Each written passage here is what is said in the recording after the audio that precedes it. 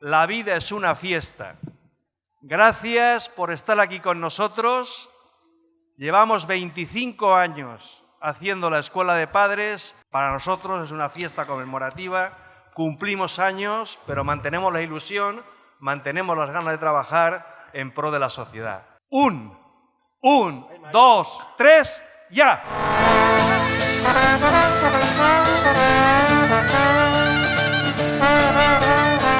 La Escuela de Madres y Padres también es divertida.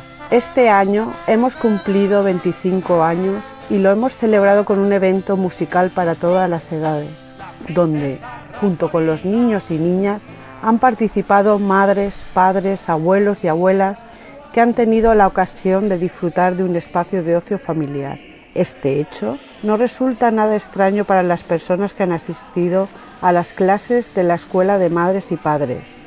Es más, se puede entender este acto como un ejemplo práctico de una de las recomendaciones y consejos en que tanto insistimos en las sesiones de prevención de adicciones, como es fomentar las actividades de ocio y tiempo libre en familia.